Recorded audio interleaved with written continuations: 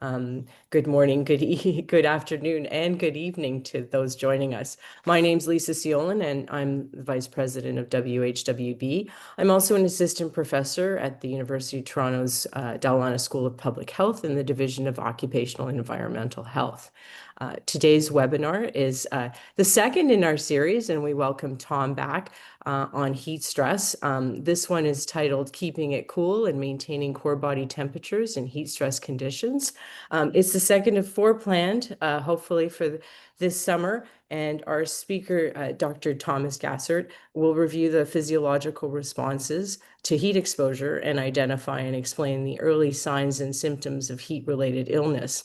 And it's really these signs that are really vitally important in early recognition and intervention and mitigation of heat-related illness in both oneself and in coworkers. So, really important in our mandate for the Heat Stress Committee to really advance a rights-based strategy for the recognition and prevention of heat-related illness. And so now it's really my pleasure to introduce Dr. Gassert. Dr. Gassert is a WHWB member, and he's a specialist in occupational and environmental medicine and internal medicine. And prior to medicine, Tom was a occupational hygienist and a high school teacher and a factory worker. So he comes at this from many angles.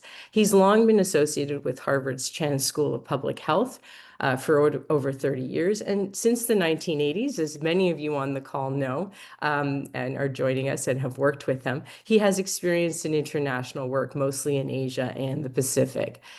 This includes technical service in occupational health with the World Health Organization since 2017. And he was most recently contracted in 2024 with the WHO and the Lao People's Democratic Republic Country Office, where he collaborated in drafting a national occupational heat exposure standard for outdoor work and the guidelines for its implementation.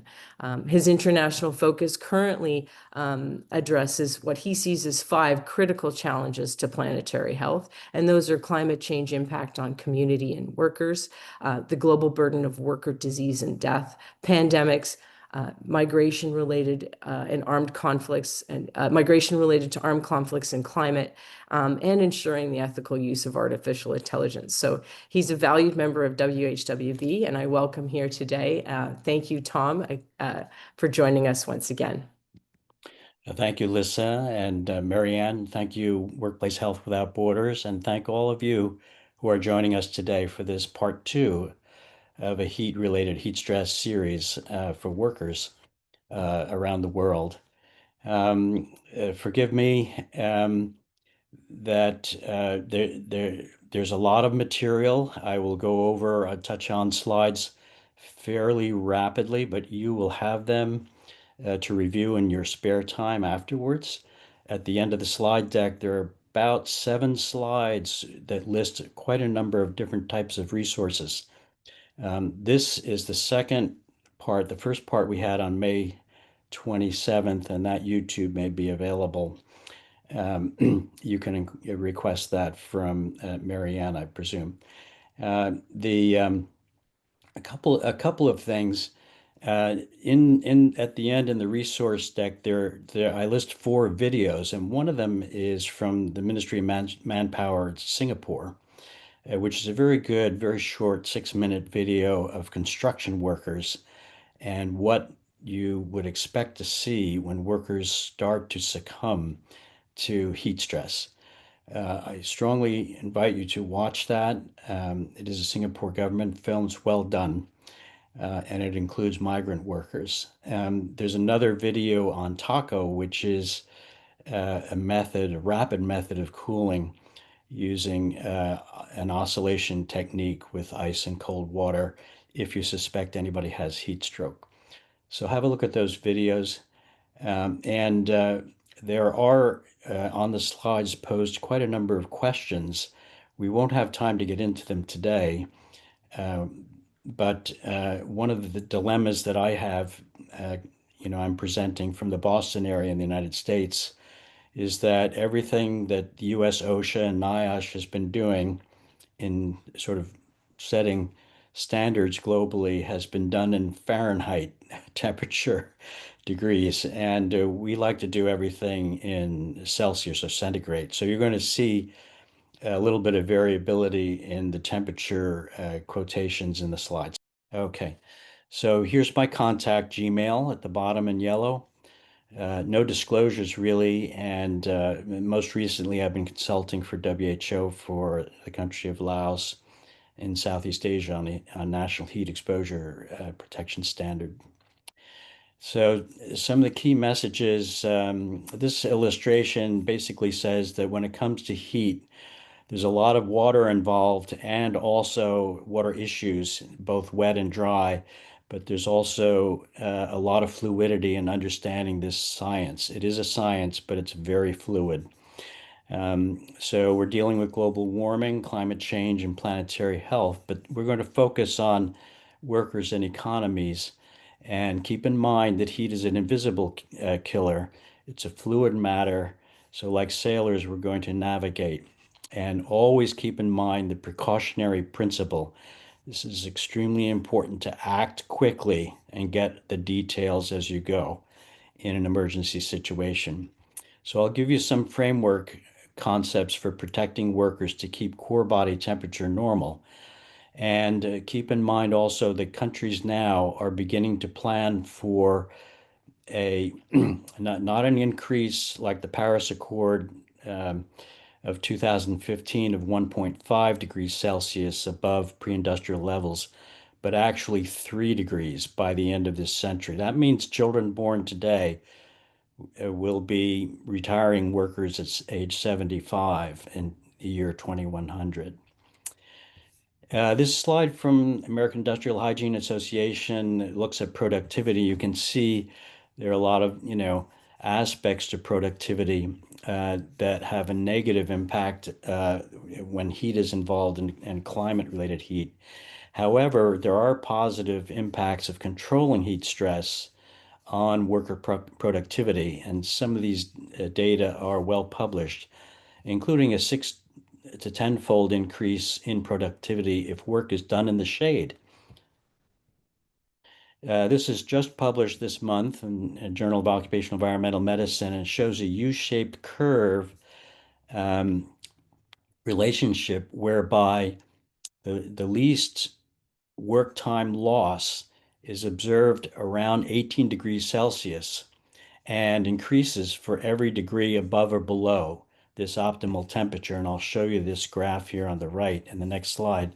But what they did was they looked at hundreds of workers in many countries and industries, and they were video recorded across all seasons of the year for a total of about 8 or 9 years. So these data are very reliable. And as you can see here, on the left, it gives you the wet bulb globe temperature scale in Fahrenheit at the bottom and Celsius. And then on the right, it's just ambient air temperature. But you can see that the best point for work productivity is right here at about 17, 18 degrees in WGBT, but also around the same, around 20 degrees maximum at ambient air temperature. So as you get hotter and hotter and hotter, depending on which temperature scale you use, you have tremendous loss in productivity. You can see here up to 70% loss in productivity when you get over 40 degrees. Okay, some myths, things that are not true.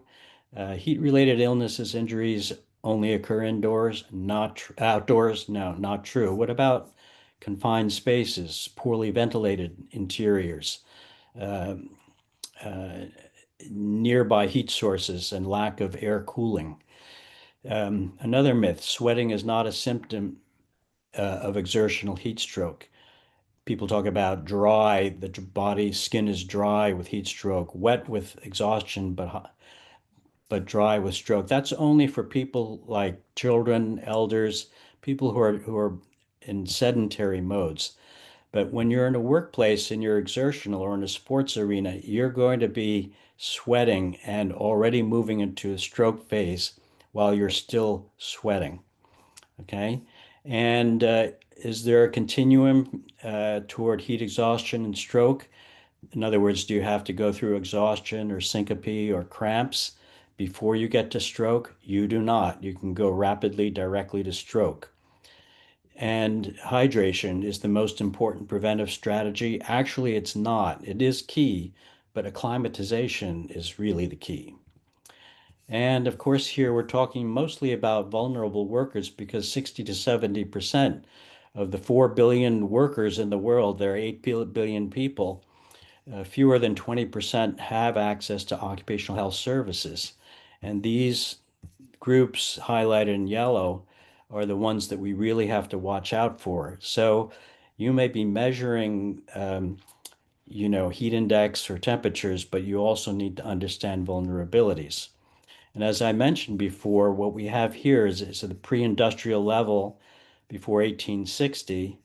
If we go all the way up to the past year, 2024, the average temperature for the entire year was 1.55 above pre-industrial levels. So that is already at the Paris Accord goal for 2050, and we're there now. So how do we approach this? So we need to know what's going on where we are, both locally and within our country. So it's good to have a country occupational health and climate profile as a reference starting point, and to know what your weaknesses and strengths are in regulation and supports locally, such as health services. And the WHO has a new framework design, they call it the three Ps, and we can apply this to heat threats, but basically it's promoting health and safety and workability, but also providing health services at three levels of prevention and building service capacity, and then protecting from emergencies, heat alerts, heat waves, climate disasters. Okay. And so we have to link together with organizations like the World Meteorological Association and get to know the water and temperature services in our own country and our localities. Okay. So that's all about weather reporting because without that information, that environmental heat impact, it will be hard to know how to best organize work.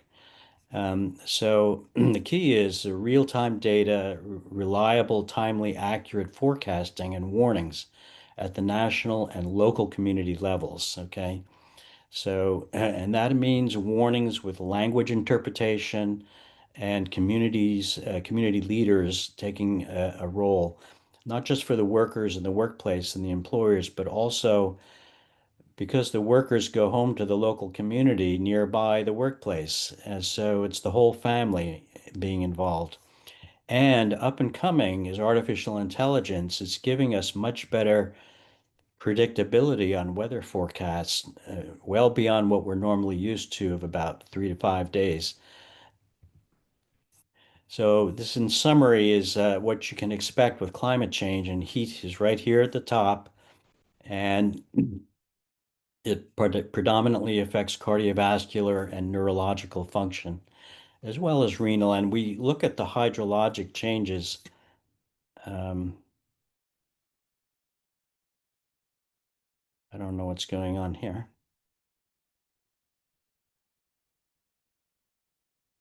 So yeah, so the hydrologic, so temperature rise, sea level rise, and wet and dry extremes. There is a new model from the United States, but it looks like Trump is going to squash it, unfortunately. But we know what it is, and I'm going to talk about it. And then here is an interesting video of what it might be like to live at 50 degrees Celsius. I always show the slides in my talk. This one, it's basically the three levels of prevention: primary, which is hygiene, safety, inspections, disaster management, exposure risk assessment. And then secondary involves nurses and doctors sometimes for medical surveillance and health monitoring and training. And then tertiary is when somebody gets sick or injured. And these are the external team uh, to the workplace, and the internal is both environmental and medical, with a goal toward universal occupational health coverage and health services and decent work and decent life. So what are occupational health services? Well, three levels, again, primary, secondary, tertiary.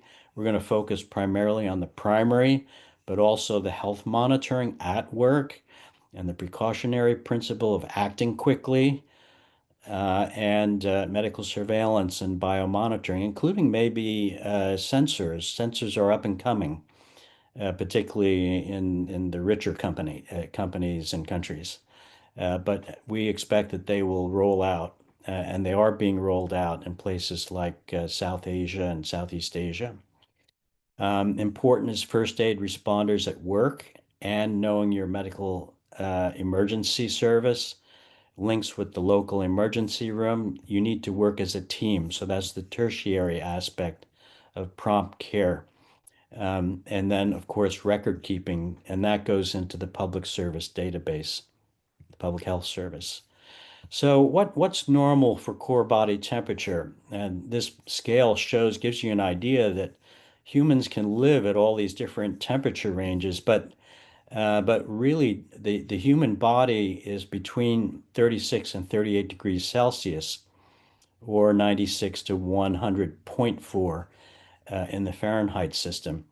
But once we get into 38 degrees and higher, up to close to 40 degrees on internal body core temperature, we begin to see the symptoms of sweating, nausea, lightheadedness, and then worse would be mental status changes, and that is the key symptom uh, of impending heat stroke, which is it can be deadly in 80% of the cases if not immediately acted upon. So what is heat stress and how does the injury occur? So if you exceed, if the core body temperature, if your temperature deep to your organ systems in your body, critical organs like heart, digestive, kidney, liver, brain, begins to exceed normal range, 38 plus degrees Celsius, then you will begin to have symptoms of strain. It's your physiologic response to stress. But stress itself has both external and internal components. Okay, so the external is the environment surrounding us. So the temperature, humidity, sunlight, hot objects, air movement, how much clothing and PPE we're wearing. And I throw in ultraviolet light because that also damages the skin function, and also your vision. But the internal is the metabolic factor. So we are always generating heat when we are at rest or even sleeping. However, when we start becoming energetic and active, we begin to take on what's considered exertional workload or metabolism. And at work, we call it a workload, and it may be rated as light, moderate, heavy, or very heavy. And we need to understand, so I'll be getting into that. Also, acclimatization and fitness are key characteristics that we can use to help protect workers and guide who can do the job and who cannot physically. And then we need to know the risk factors and vulnerabilities. Here is the concept of heat stress using wet bulb globe temperature versus the heat index. Both can be used. They're better than air temperature alone. And this is an example of a WBGT meter. And they both tell the individual what the heat is feeling like. The WBGT most accurately, and the index a close second. So core body temperature regulation, it's a very tight range here, 36 and a half to 38, controlled by autonomic nervous system. And that means that the skin vessel dilation is very important. So those capillaries in your skin surface begin to dilate, allowing more blood flow and fluids to sweat through the skin, which will carry with it salts and sugar. And also, we can get rid of heat through exhalation. So your breathing rate might increase if you're hot because the body is trying to get rid of heat. So you're trying to blow it out from your lungs as well as losing it in your urine. But when you lose urine, you become dehydrated, and that puts you a much greater risk of tipping you into heat exhaustion, heat stroke. So acclimatization can change those tipping points, and I'll discuss that later. But we also have behavioral adaptations. So we are human beings. When we feel hot, we want to drink fluids. We want to get in the shade. We want to take a rest. These are very normal things, and employers need to be able to encourage workers if they're starting to feel these kind of symptoms. Doesn't matter what the temperature is, take a break because you want to make sure that you're okay. And I'll give you some guidance as to how you can assess a person's physiology in a break room or in a shaded tent. So the core body temperature is typically measured rectally or through the esophagus with deep probes that you swallow or you put way up the rectum. But now there are rectal thermometers that go, the probes that go, oh, probably about 6 to 8 centimeters into the rectum, which can be used in the field now. And the video on Taco, the rapid cooling for heat stroke victims, if you watch that, you'll see that they use a rectal thermometer in the field. Okay, but we can estimate the core body temperature in the field using an oral temperature or ear oral probe. But we have to add about zero point 0.5 degrees Celsius to these superficial temperature readings in order to get a rough idea of what the core body temperature is. Okay, so what's heat strain? You see rapid pulse and breathing and increased temperature. Uh, and uh, and then if the core temperature exceeds 39 and especially 40 degrees, very high risk of heat stroke imminently. So what's the absolute limit of air temperature, environmental temperature? It's 45 degrees. Humans just cannot really tolerate anything beyond that, even if they're acclimatized, used to living in tropical climate, etc. What's true for all cultures and nationalities is that um, that the human body, as far as we know, based on all the studies, is very, very similar wherever you live in the world. You may be more acclimatized than others, but not by much in terms of your tolerance. So work stoppage is strongly advised if the workplace heat index reaches 39.5 in the shade or a WBGT of about 32 degrees in the sun. Okay. And again, acclimatization, I'll get into that later. But what it does is it improves tolerance to heat stress only by about 1 to 2 degrees higher in terms of the environmental heat. So again, what's the physiology of heat regulation? Mainly controlled through the brain on muscle tone, vessel tone, and sweat. And then we have passive radiation or infrared by skin vessel dilation. And that's the majority of heat loss normally, if it's not too humid. Okay. But then we lose that capability once core temperature exceeds 38 degrees, its normal range. So the key is to try to keep the core temperature in the normal range. Sweating is evaporation and acclimatization we've mentioned. I'm going to get into acclimatization again later. The personal risk factors include somebody new on the job, they're not fit or acclimatized. Weight it can be a very significant problem because the body surface area is different to the mass. And also, if your skin is not in good shape, you don't sweat as well, and you may be more prone to disease, infection.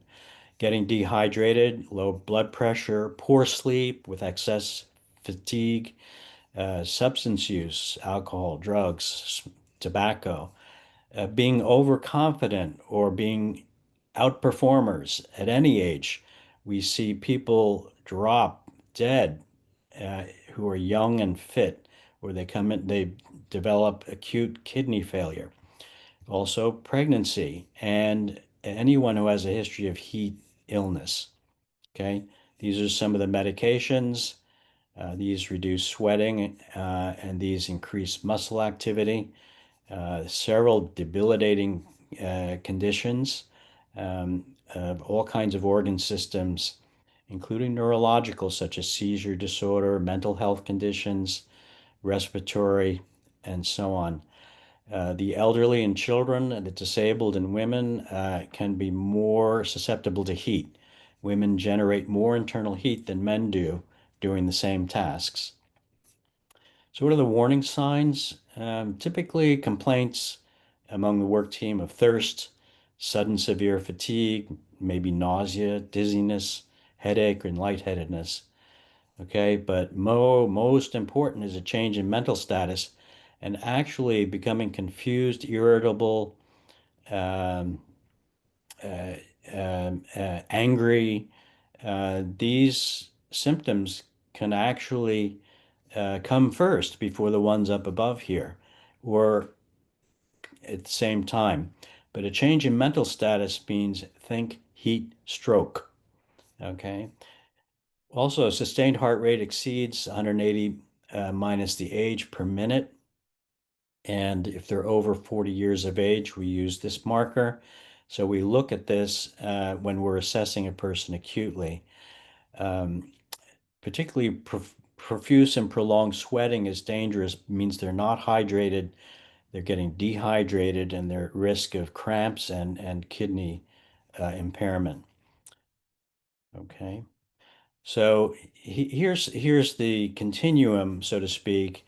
But remember, heat stroke can occur very rapidly. You don't have to go through all these steps. But skin injury, a skin condition, fainting. People think, well, fainting, well, if we just wake them up and put them in the shade, they should be fine. But I'm going to tell you down here, from a medical point of view, if somebody loses consciousness, you must think cardiac. You must think it's not just dehydration, um, that you have to make sure that they have a pulse. And if they don't, you have to start basic life support, CPR. You have to think about heat stroke, brain stroke, like, embolic stroke, heart attack, seizure, diabetic coma, narcotic overdose, or a pregnancy problem. So syncope can cause somebody to simply faint. And if you lie them down and put their legs up and they respond, and if they're not disoriented, then uh, you may be able to recoup them at the work site, but have a very low threshold to activate emergency medical services. Now, it's not just these types of heat-related illnesses, but we also have other heat risks like poor judgment, poor attention, endangering others, aggressive behavior, and then changes in vision. Your vision gets blurred sometimes. Uh, Falls, very dangerous, hot surface burns, and so on. And severe burns, this chart took me a long time to find, but you see Celsius and Fahrenheit here, that the contact times for second and third degree burns are within seconds, as you can see here. If the exposure is in the range of 50 to 70 degrees, so during high heat and heat waves, sun-exposed surfaces such as asphalt, brick, and sand can reach temperatures as high as 82 degrees Celsius. At this temperature, third-degree skin burn is immediate. So, the Global Heat Health Information Network is setting up regional heat health hubs, and we've set up the first one in Singapore in January this year for the ASEAN countries. But this is from their website, and you can see all the different body systems that are physiologically affected. And this heat emergency algorithm, the most important differential here is there are mental status changes. If yes, think heat stroke and all these body systems involved. If no, think heat exhaustion and rapid cooling. And here again, heat exhaustion and heat stroke, there's a difference. You can see with heat stroke, you're going to have all these uh, organ system problems that lead to an 80% risk of death if you don't intervene immediately. Notice that just loss of urine may be the only lab marker for heat exhaustion, so dehydration, and blood marker for with heat cramps of muscle breakdown. We call that rhabdomyolysis. And when the doctor sees you, this is what we do. We do something called what's the event and what's the complaint, and then a SOAP note. That's what the person reports, the subjective story of what happened, how they're feeling, then what we find on examination or testing, and other documents such as a safety data sheet, etc. And then we do a diagnostic assessment and a plan, and then whether to return to work with or without restriction. And here you can see the ICD-11 diagnostic codes by WHO. And here are the diagnostic codes that you must enter as a physician into the diagnostic record, the medical record, including general categories like exposure to natural or man-made heat. So these codes are very important for public health and worker compensation reporting. So again, acclimatization, all new and returning workers after 1 week away. You want 5 to 10 days of acclimatization, 10 days if it's a very heavy workload, and you want to do it where the heat index exceeds 26.5. That's basically over 80 degrees Fahrenheit. And here's an example of the day 1 through to day 5 regimen for acclimatization. You do health check monitoring, pre-shift screening, and there are questionnaires for that. You might need, by the way, a medical clearance from a doctor for moderate to heavy work. So training is important. Know the job workloads, how you do that. Use a job hazard analysis and essential job functions. And that can go to the medical team. You want to know, use the hierarchy of controls and then strategic placement of rest areas with sufficient water so that each worker can drink a liter per hour and it's close to the workers, easy to get to. Also with bathroom facility. Okay, and these are other things that are very important. You can just sort of scan down here for setting up protections at work. And these basically speak for themselves. One important point here on the environment is that hourly monitoring of local heat index, or the WBGT, if you use the heat index, it does not account for air movement or radiant heat. So if you're out in the sun and you're using the heat index, you have to add up to 7.5 degrees Celsius or about 15 degrees Fahrenheit for outdoor work in the sun to the heat index in order to assess the WBGT. Now, why do we want the BGT value? Because we're going to use that for work rest break cycles. Okay. So what is the workload? And typically we measure it in watts or kilocalories per minute. And basic is going to be, it's about 70. So this is body position and movement. So walking up a hill adds, so much added generation of metabolic heat. And depending on the type of work, we can see here light, uh, light, heavy, and so on and so on. So we can calculate the wattage of a type of work for a job. And so, for example, if we have a fit worker on an assembly line using a heavy tool, we can calculate in watts in parentheses here the basic metabolic rate plus walking along and intermittent use of between heavy with two arms and light work with body, and we come up with a total of 419 watts per minute. So that's 25,000 watts per hour. And what do we do with that? We go to uh, this scheme here.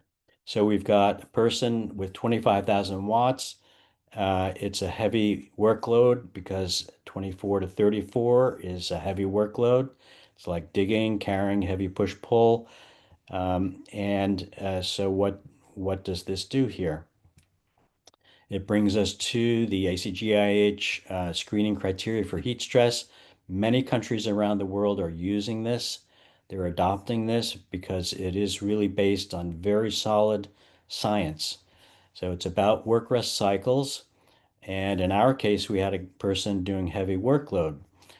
So here we have the workload breakdown, and this would be in parenthesis, it's the action level for people who are not acclimatized versus the TLV for persons who are acclimatized.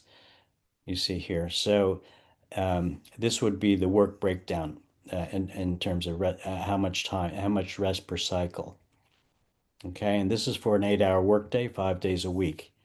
Here's a Celsius and Fahrenheit temperature relative in humidity gives you the heat index, and you can see that what the danger zones are there in terms of relative humidity.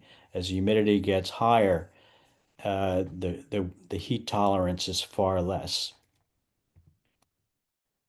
This is a summary of the pending US OSHA heat standard for occupational situations. It's really well designed. It's mainly based on the work out of California, which has probably got the best standards in the world scientifically. But we look at a heat trigger, initial heat trigger, and a high heat trigger, and that gives you a breakdown of OSHA's requiring these things of all employers. And then if you're between 26.5 to 32 degrees, you're going to be including these additional things like water, break areas, indoor work controls, acclimatization, rest breaks, and two-way communication by radio and phone, that kind of thing. So this is very basic. Training is extremely important, setting up a heat illness and injury prevention plan. So what are the rationale? I'll let you read this, but this gives you the reason for the heat triggers. Um, and then again, here's a good schema on the heat index, which is the temperature with the relative humidity chart here. And you can see the breakdown is a color schematic, which is used by many countries. So again, this is the ACGI screening criteria. You can see it's broken out for acclimatized workers versus unacclimatized, the action limit, and it's a breakdown of how much rest per per work hour. It can be broken down by hour or every 2 hours. And again, this is the description of light, moderate, heavy workloads. So let's give you a case here. The worker's 17-year-old day laborer shoveling gravel with a work crew starting at 7 a.m. Begins to develop nausea, headache, sweating, thirst, and feeling faint for about 30 minutes. The work is road construction. The job is heavy. The environment is outdoors, sunny. The temperature is 31. Humidity is 95%. There's no wind It's a rural setting, so far from urban hospital. So the exposure onset 2 hours into the work shift, the illness duration 30 minutes. What are the other possible exposures? Take those into account. There's dust in the road, diesel exhaust, inhalation, maybe pesticides used in the area. Maybe the water is polluted and they're drinking water because they're thirsty and it has pesticide in it. So here are the controls. The water supply may be unknown. So we take a health history, no chronic medical conditions, no medications. This 17-year-old relatively healthy laborer. What other thing can you say about the age here? Well, this is a child laborer. Okay, this is child labor. Okay, less than 17 years of age. Okay, and it's a female. Is she pregnant? So these are kinds of things that, and are other workers symptomatic? So how do you make your diagnosis? And how would you return the worker to work? And would you refer them to a hospital? Okay, and what about the workmates and what actions to take? So I'm not going to go through this due to time limitation in terms of discussion, but this is what we could discuss if we have another meeting. So again, the rest break checks before symptoms occur. So in the rest break, you can check the pulse, either at the wrist or the chest on the heart or at the neck, the carotid. And if the pulse is greater than 100 beats per minute, do not return the person to work until the pulse drops down, ideally below 100 beats per minute, and normalizes, which is 60 to 100 beats per minute for a normal individual. Okay? And then you recheck the pulse every 2 minutes. And if it remains 110 or above, remove that person from work until they're really recovered, because they may be escalating toward heat exhaustion or heat stroke. Okay, they may not know it yet, but pulse is a very good thing to check, as is surface body temperature by mouth or by ear. And if it's 37.5 Celsius, do not return to work. Continue to hydrate and cool. And you want to add 0.5 to 1 degree Celsius to the surface body temperature to estimate the core body temperature. Okay. We have other measures at the workplace, such as checking body weight changes over a work shift or urine color going from light to dark. Dark urine indicates muscle breakdown, something called rhabdomyolysis and dehydration, and it can result in kidney damage. Okay, but these two things have to be done privately in a restroom with cups and urine charts and use the same weight scale each time. It's better to start with pre-shift values and then check at the end of the shift. And if we have loss of body weight or darkened urine, it means poor hydration. I'm not going to get in. These are the same things I've been mentioning in the last couple of slides about the heart rate and the surface temperature. And this gets into more details and also wearable technology. So in your spare time, have a look at this slide. Here's a standard urine chart. You can see severely dehydrated is a dark brown urine. Dehydrated is kind of dark golden yellow. And then the loss of weight. If body weight decreases more than 1.5% compared to the pre-shift, then they're likely dehydrated. Okay. So what about surveillance, medical surveillance that's after workplace controls involving a doctor or nurse? You maybe want to do a pre-placement for a moderate to heavy workload or a very high temperature situation, prolonged work shift. What about fitness for duty if they were out for a medical reason and they're returning to work, or return to work from a heat illness injury? So special assignments for medical might be clearing for respirator use or work in confined space, safety sensitive operations like heavy equipment um, and heavy workloads. Also extreme heat exposures, environments, special jobs. Also, fall and burn risks on the job hazard analysis. Those are extremely important. You want people not to be falling or not getting burns from hot surfaces. And what about hydration? How would you provide adequate hydration? Well, you want to provide cool, potable water, easily available, nearby, and encourage 1 cup intake every 15 to 20 minutes. That'll get you about uh, uh, almost to a liter per hour. And you can have salted food if the doctor allows that person to eat salted food, but do not provide salted drinking water unless workers are not acclimatized. So if you do salt the water, this is the formula. It's 1 level tablespoon per 15 quarts or 1 gram per liter. Completely dissolved, so you have to spin it, mix it. And do not give salt tablets no matter what. What about night shift work? Getting out of the hot midday sun and shifting to very early or late hours in the dark or overnight. So, night work uh, results in poor sleep and poor visibility. This is therefore accidents and errors. And if the employer controls housing or transport, and this is true particularly for migrant workers, construction, farm work, the obligation The obligation should extend to worker heat exposure so that they can recover from hot work in their employer's housing and assure safe water, cool, free of chemicals and pathogens, and prepare for climate disasters at the workplace and local community in terms of storms, floods, and fires.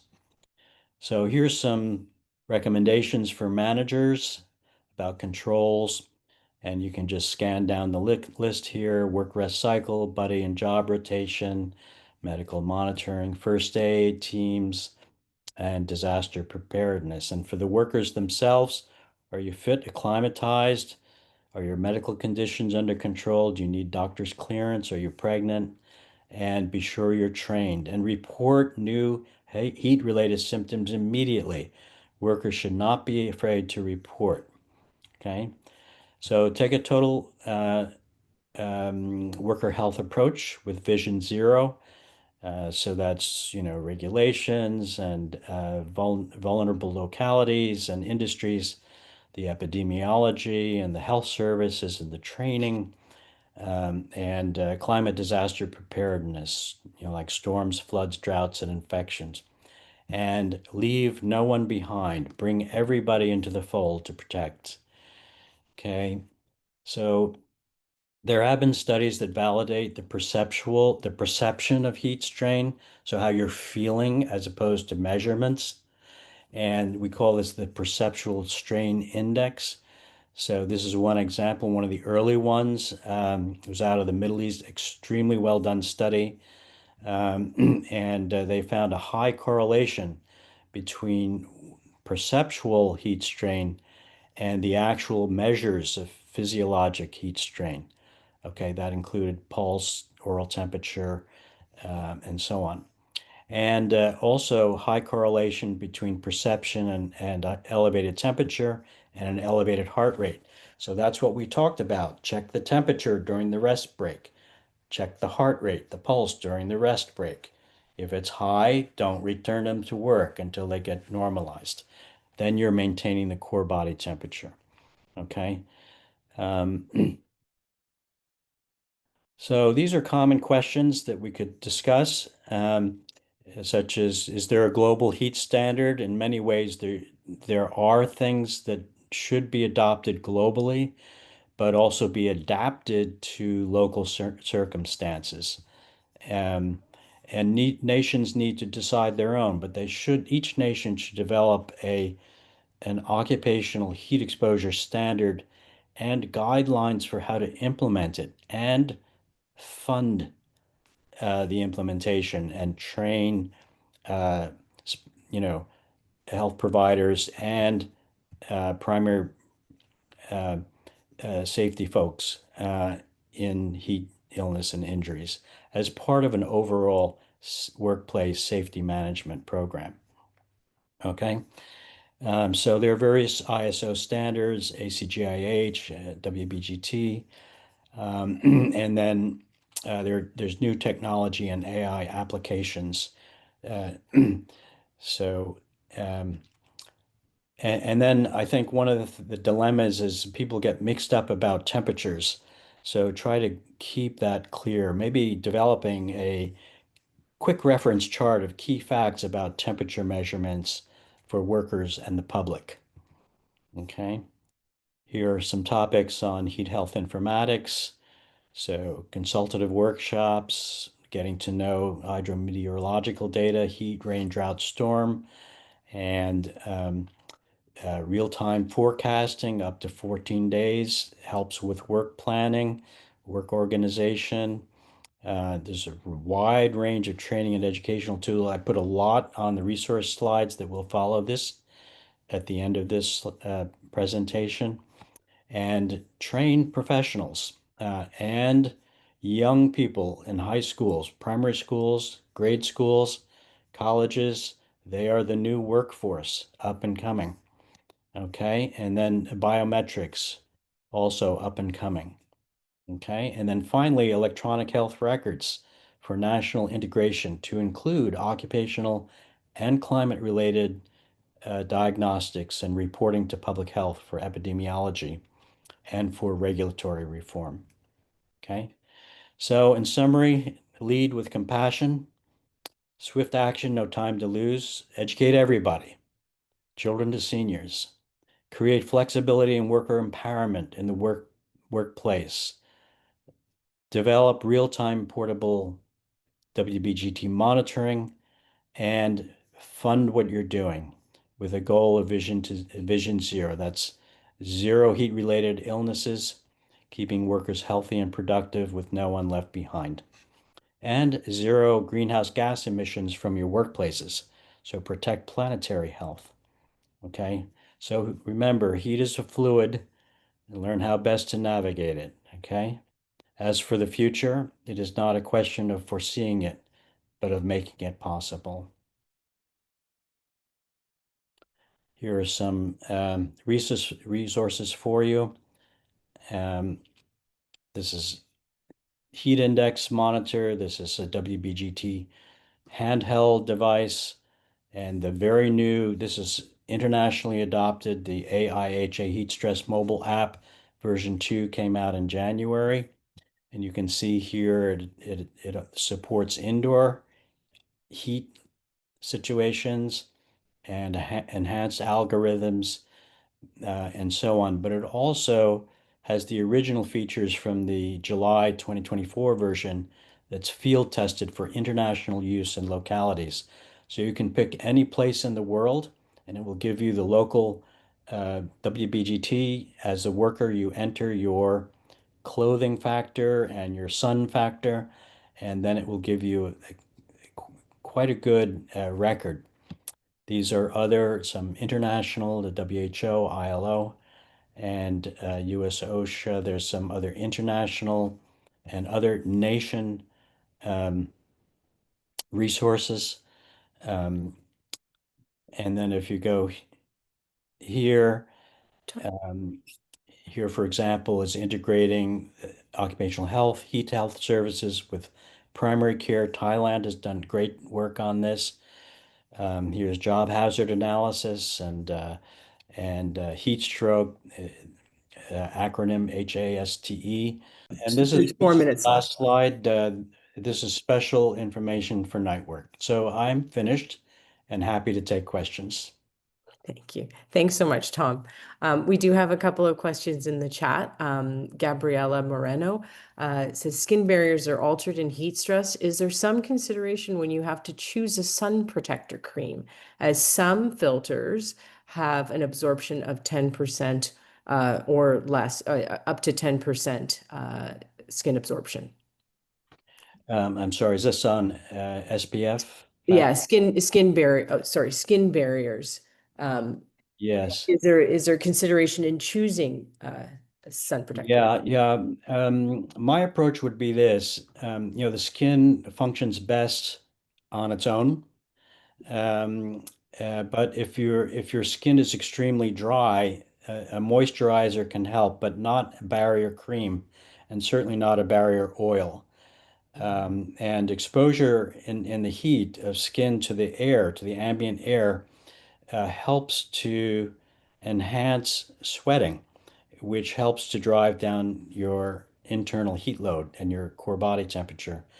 So I'm not sure if I'm answering your question, but uh, the SPF indicators are really for ultraviolet heat exposure, UVA and UVB.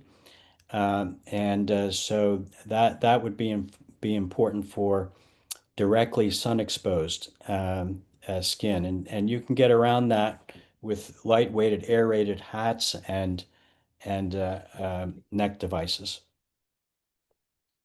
Thanks. There, uh, sorry, I don't know if I have your name.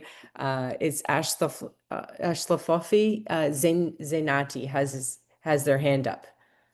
I can ask you to unmute, and if you'd like to ask your question.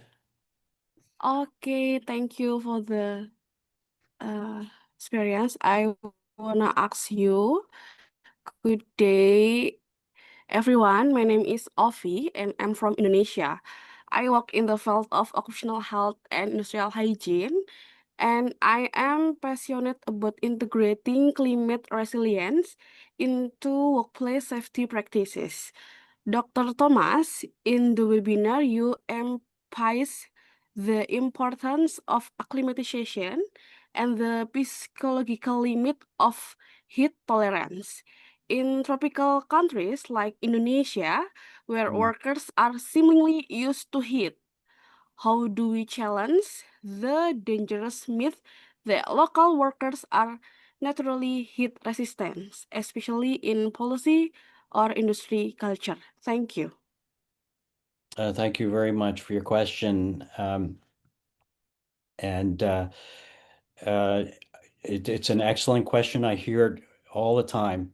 So one of the best things to do is to help the workers organize.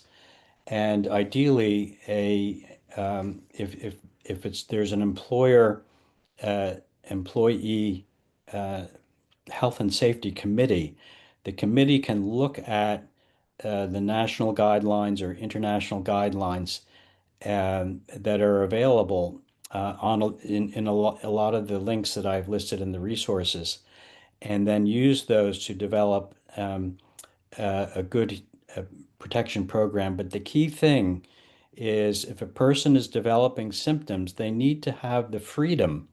They need to be empowered to report those symptoms and to seek relief. And the best way to give relief is to have portable, at the work site, shade, fluids, and maybe fans or air movements, air cooling device, and a rest period. And then to check the blood pressure, sorry, the heart rate and the body temperature. That's the best way that you can protect workers. And if workers are organized together with management, management will find that the workers will be far more productive and much less sick or absent from work or slow in productivity if they are protected. I hope that helps. Thank you. Thank you so much, Tom. Unfortunately, we don't have any more time for questions. I have recorded all your questions and we're saving them in the chat. And as Kimberly O'Connell mentioned in the chat, we are actually going to have another session on Mythbusters and Q&A that'll be highly focused on that. That will likely be our next session, and you'll be hearing about that very soon.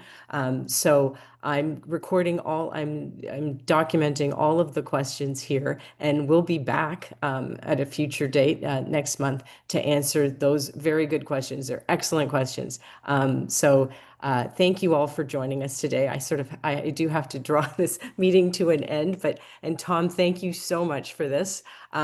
We will definitely try to get your questions. And Tom, I don't know if you want to share any more information aside from that before we sign off. Well, thank you all very much. And I realize it's an awful lot of information to take in a very short period of time. I apologize for not giving you enough time for questions. Yeah, we can Yeah, do that in the next session if yeah. you're able to come. Yeah, that'll definitely be the focal point of our next session, sort of Mythbusters and a Q&A. So thank you all for a great session, and thanks for joining us today. Yes, and when you come, bring your case if you have a case to Yes, share. if you have a case, please, and you can, I'll leave my contact information in the chat. You can also send that to me, and we'll be sure to include it in advance and maybe discuss it with the committee before then.